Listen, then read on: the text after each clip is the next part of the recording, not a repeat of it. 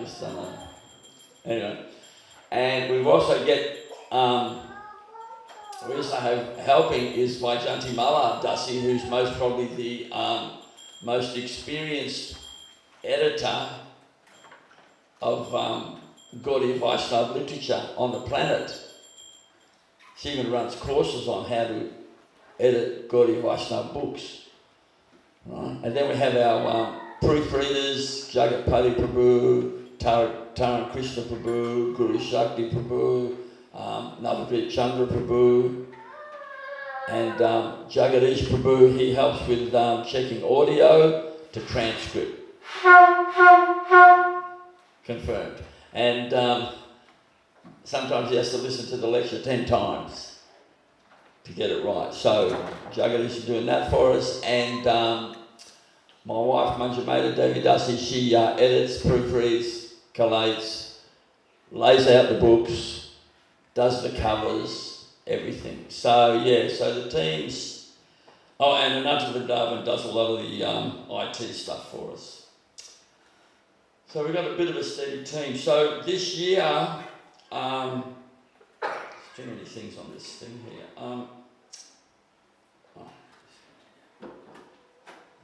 This year we've got a couple of books to offer Gurudev for Vyasa-puja. We've done Sri Guru 1, 2 and 2. So this is Sri Guru number 3, softbound, hardbound. 308 pages. These are lectures of Gurudev.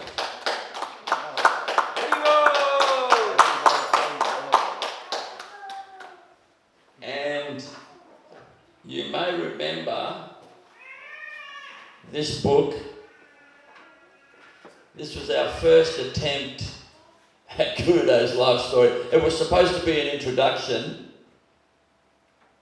to his life, but anyway, and it was sort of followed up by this book. They were sort of like Gurudev's life, sort of, well, introduction to his life. We did that many years ago. So we finally finished volume 1 in 2 parts, the life story. It's called, this is just volume 1, Always Embraced by Krishna. And this is volume 1, part 1 is 330 pages, and volume 1, part 2, 408 pages. So you're looking at an extra whole volume. We've increased it 1 whole volume as opposed to that one. So. Haribo! So these are being printed in India right now. These are one onlys. But this book was published by us, written by me, so don't hold that against anyone. But I'd just like to say that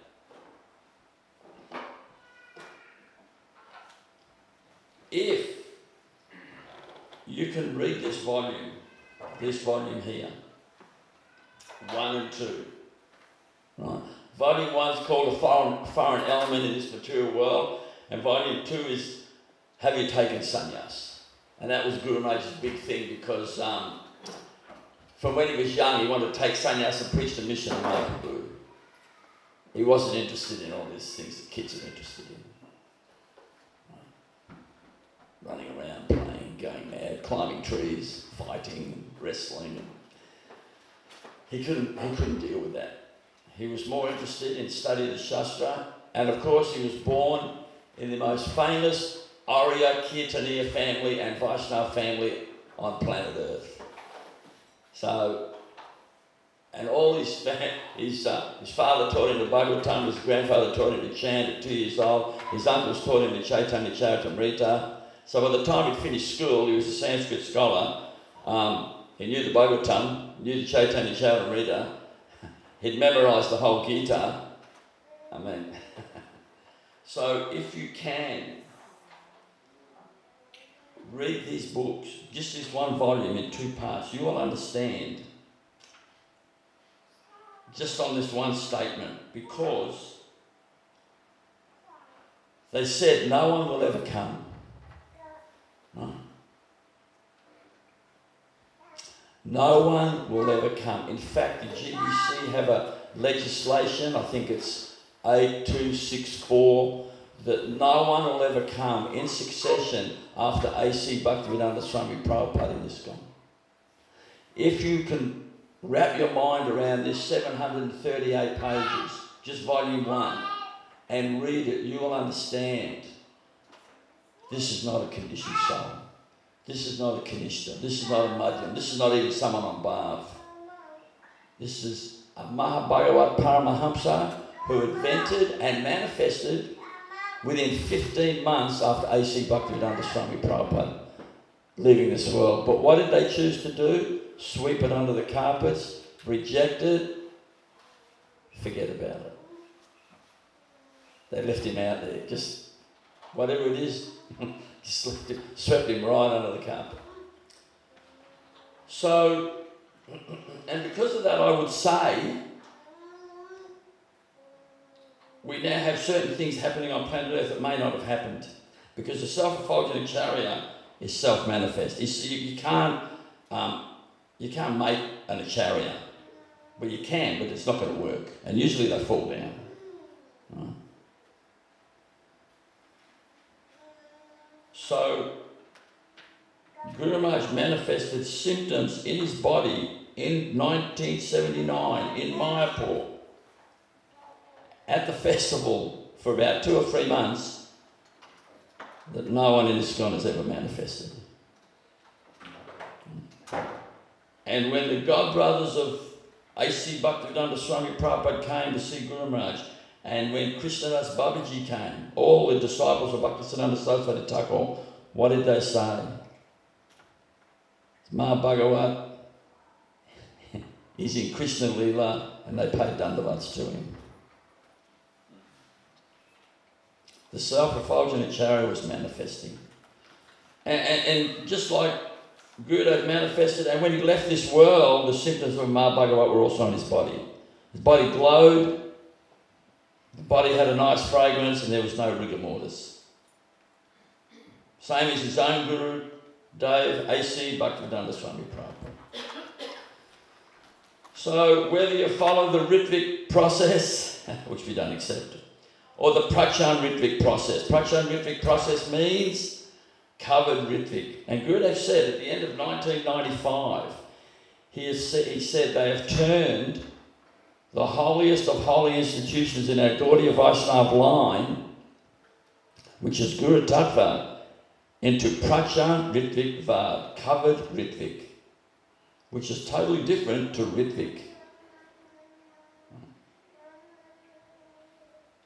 And just like when Sankaracharya was told to come to planet Earth, Buddha had already preached his this Buddhism, Bhagavad, right?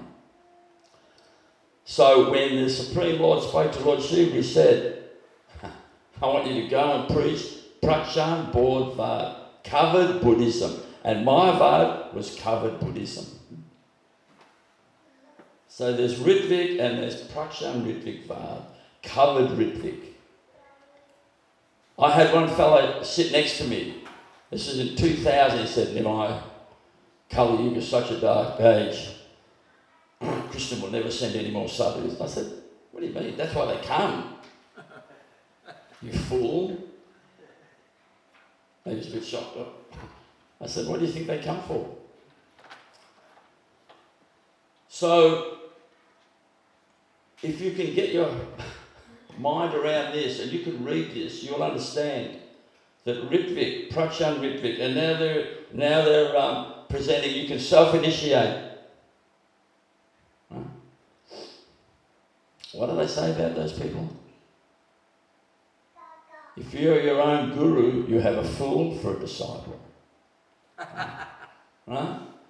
If you are your own guru, you have a fool for a disciple. So the Ritvik, the Prachan Ritvik, the self-initiates and the non-initiates.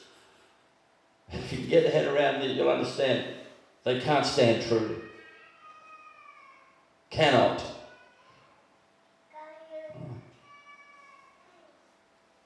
It's not possible. So they said no one would ever come, but unfortunately someone did come. Sorry? Fortunately. Well, unfortunately for them. Fortunately for us. See, unfortunately for them, someone did come. And he was very, very powerful.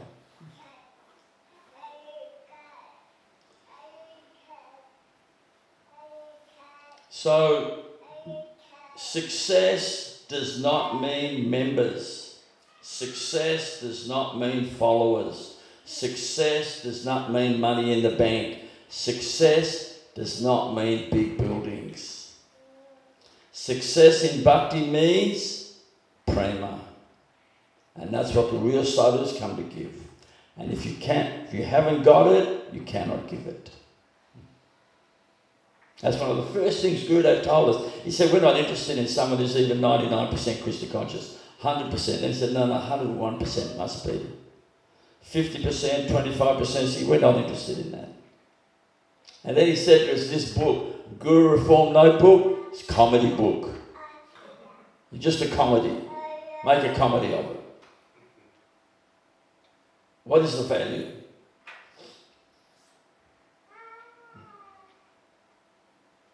So it's 'tis folly to be wise when ignorance is bliss. But when that ignorance goes, then you realise, I've made a great mistake here. So, this is our latest publication, and we've written volume 3, which is in 2 parts. It's being edited now, the covers are done, and that's over 700 pages. This is an amazing life, and still this thing's not in here. I doubt that after the disappearance of A.C. Bhaktivedanta Swami Prabhupada, there was anyone in ISKCON on that level. No offence. But you can't, unless you read this book, you'll not be informed of how great he is. So, now I just want to talk about what we are working on at the moment. So we're working on Jiva Tattva according to His Divine Grace, Srila Gour Govinda Swami, His Divine Grace, A.C. Bhaktivedanta Swami Prabhupada's books, Srila Bhaktisiddhanta Saraswati Thakur and Srila Bhaktivinoda Thakur. Right. We're working on Radha Tattva's big book, and we're working on a book called Gyan Vigyan, which is 26 handwritten essays by our beloved Gurudev. And they're pretty amazing. They're from the 80s, and I'm going through them, and it's as if he's foretelling what's going to happen right now, or what's happening right now. It's in those essays. Right? And we're also doing Sri Guru 4 and Vedic Dharma 3. And next year we're hoping to have a book out, a small book on the life of Srila Rupa Goswami, and a small book on the life of Srila Sanatana Goswami for the festivals. So we've got something to show and speak from. Alright? So that's what we're doing at Tattva Publications. So, Gurudev was, there's 2 things Gurudev couldn't do. Right? One of them was, hello, are we on? Yep. One of them was he couldn't criticise anyone. It just wasn't in him. He could not criticise any. You know, we sit around and just talk about people, oh, he's an idiot, he's this, and she's that, and this. He couldn't do that. He just didn't do it. He couldn't do it. And in the Rupa Goswami's 5th verse of the Upadeshamrita, he says, Anya Nindadi Sunyaridam. Means pure devotee is free from the propensity to criticise others. And the other thing he couldn't do was, couldn't glorify himself. He couldn't do it. Ever. Never heard him. One time someone glorified him, he said, stop him, he's blaspheming me. So, in the Chaitanya Charitamrita it says, Savatama Apanaka Hina Kare Mane. That the pure devotee is very high. He's highest of all, but he thinks himself very low. Very low. He thinks himself very low. So yeah, he couldn't criticise others and he couldn't glorify himself. So in India, there were persons that knew Gurudev's status, right? And were supporters of Gurudev, or very favourably disposed to Gurudev. The Acharya from Sri Ranga, with tens of thousands of disciples, tens upon tens upon tens upon tens of thousands of grand disciples. He understood Gurudev's position. He came to see him regularly. His chief disciple, Sri Bhadrinarayan Ramanujadas, his secretary and astrologer, came and saw Gurudev regularly, took him as Shiksha Guru. And the uncle of Bhadrinarayan Ramanujadas, Tirthananda Das, who was one of the more prominent Orissas in Orissa, he could understand Gurudev's great position. In fact, the Acharya from Sri Rangam said, such a person as Gour Govinda Swami, 1 in a billion, 1 in 2 billion, very rare. He said, I've seen many preachers, I've seen many sannyasis in ISKCON, nothing like this. This is Acharya, this is Ma Bhagavat. He said 5 things. Ma Bhagavat, Siddha Purush, the birthmarks on his body represented the avatars, Varaha, Matsya Kurma of the absolute reality, the Supreme Lord. His Shakti-based avatar come with a mission and very rarely seen. Then in ISKCON, amongst the sannyasis, there are 3 I know of that were very supportive of Gurudev. One is His Holiness Sripad Subhag Maharaj. Number 2, His Holiness Sripad Krishna Das Swami. That was his name, wasn't it? Krishna Das Swami. Big Indian round face glasses. Yeah? Much? Can't remember. And His Holiness Sripad Amiya Vilas Swami from Bombay. He was wrapped in Guru Maharaj. He was a very little sannyasi. Those three I know. Most were against.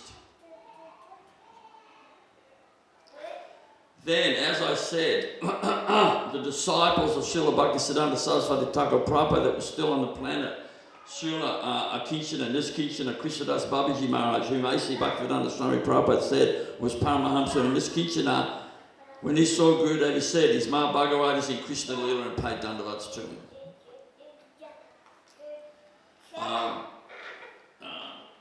Srila Bhakti Pramod Puri Goswami Maharaj, he said, Gour Govinda Swami is Sadguru.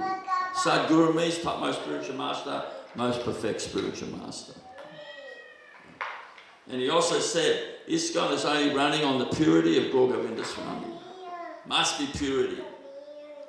And then we have Srila B.R. Sridhar Goswami Maharaj, Bhakti Rakshak Sridhar Goswami Maharaj, whom Bhaktisiddhanta Saraswati Thakur Prabhupada said was #1 preacher in the Gaudiya Math, was such Sisha.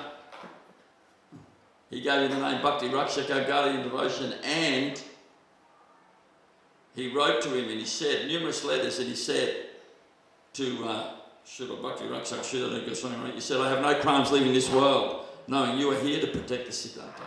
And this Srila Sridhar Maharaj, he said, Gour Govinda Swami, very high Vaishnava, very high Vaishnava, very high Bhav, very high Bhav. So, there were many outside of ISKCON that could understand Gurudev's position, but not many inside, for one reason or another. And our Gurudevs, what about the ones in our own? Yeah, but I'm talking about the godbrothers of Prabhupada and the disciples of Bhaktisiddhanta Saraswati Thakur.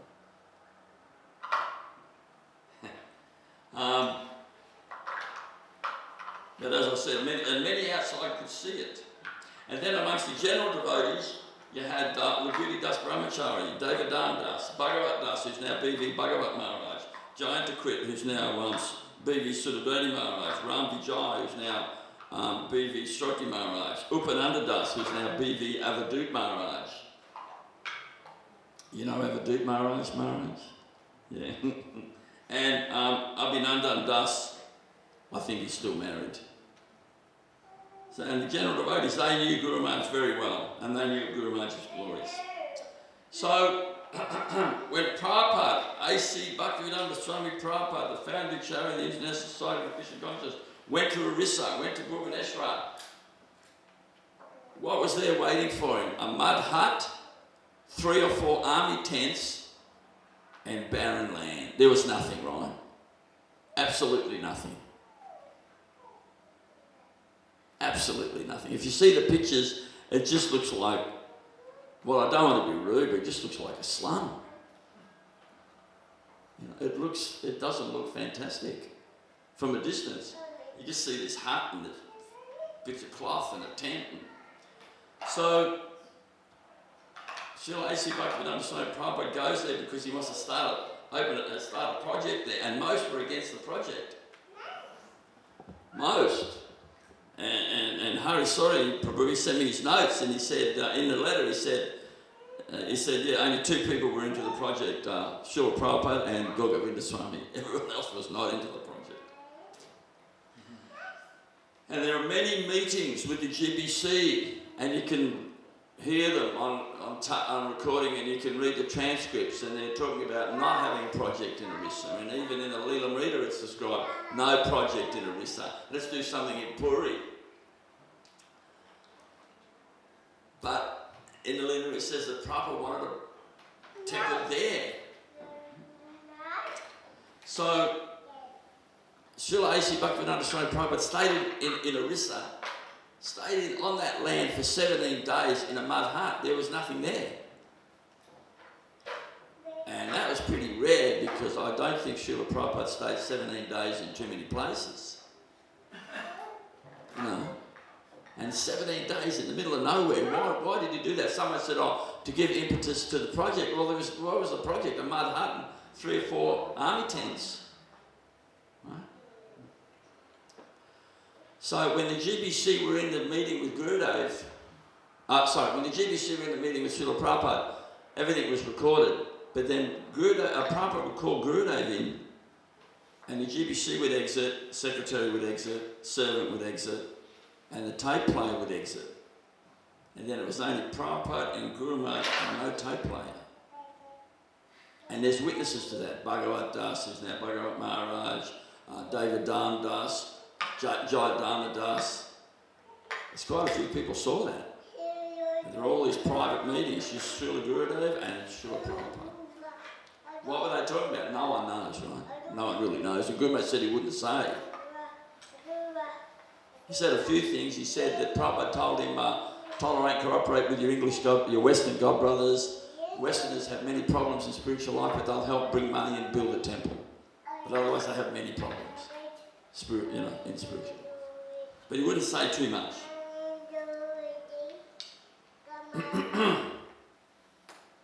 But there was some of the devotees that were there, they said they were sitting there and they would watch as Guru Maharaj came out of the room after talking to Prabhupada, and they said Guru Maharaj was totally effulgent. It was just, you could see this massive effulgence coming off his whole body. And they were thinking, to themselves, I don't know what Prabhupada's telling him, but he's not telling us that. And they felt Prabhupada was telling him things that he didn't tell the Westerners because they weren't ready for it. That was just their summation, looking at the situation.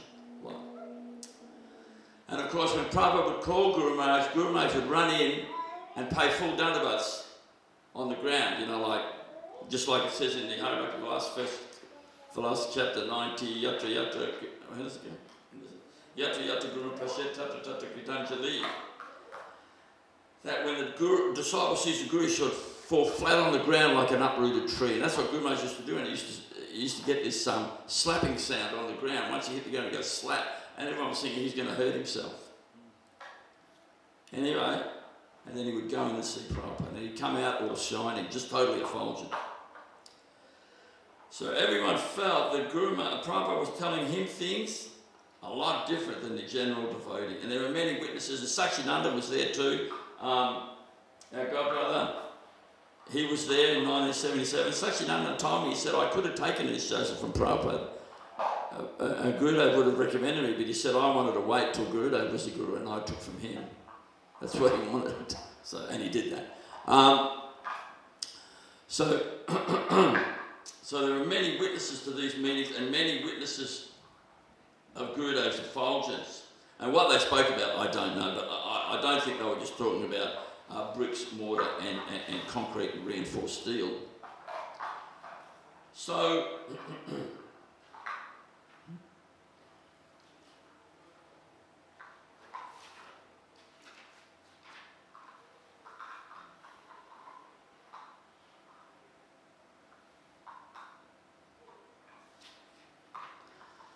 so I had this experience,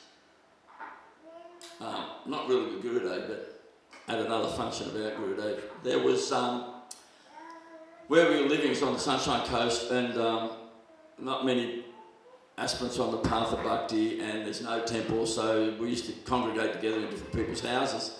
So one year, this couple, who were Ritviks, had Srila Prabhupada's appearance day, and everyone went. There were disciples of Srila Maharaj, disciples of Srila Maharaj, disciples of our Gurudev, disciples of Srila Prabhupada, and the Ritviks. There's only just a couple, they're husband and wife. But anyway, we all went, and congregation of people. And so then the head Ritvik man, he was asking people to speak, so he asked one or two, then he asked me to speak. And I got up, and I drew a blank. I didn't know what to say. There was nothing in there, right? So I remembered that in his 52nd Vyasa-puja, Srila Bhaktisiddhanta Saraswati Thakur had said, if you worship and glorify one acharya in our sampradaya, you glorify and worship them all. So I just got up and started glorifying Gurudev. And that sort of definitely threw the Ritviks, and the Prabhupada disciples were starting to shuffle around on their seats a bit because what is this guy doing? But we have to have that broader aspect of understanding of the Siddhanta. It's not just my guru or your guru, and that's what Srila Bhaktisiddhanta Saraswati Thakur said. It's not Nityananda, it's not Lord Chaitanya, it's not my guru, it's not your guru. It's the worship of all bona fide Gaudiya Vaishnavacharyas. So I glorified Gurudev, and when I finished, one Prabhu stood up, the disciple of Srila Prabhupada, and said, yes, what Nimai Pandit's saying is correct. And he said, I was there when Gour Govinda Swami walked onto the property for the first time in Raman Reddy, 1974, 15th of September, 1974 at midday. And I gave him it back to Godhead. And Gour Govinda Swami read it. It wasn't Gour Govinda Swami then, it was Gour Govinda dasa. And this Prabhu, he said, when Prabhupada and Gour Govinda Swami first met, it was as if they already knew each other. But he said that wasn't possible because they'd never physically met. But it is said that the Sadguru and the Sadsishya, they meet by the transcendental arrangement. But the conditioned soul and his guru meet by the process of Bhaktistu Bhagavat Bhakta Sangena Parijayate. After years and years and years of accumulating pious security, one may come for sadhusanga. But when the Sadsishya and the Sadguru meet, they know each other. And this devotee said, and after that, he said, Prabhupada was spending a lot of time with him, and he was treating him totally different how he was treating us.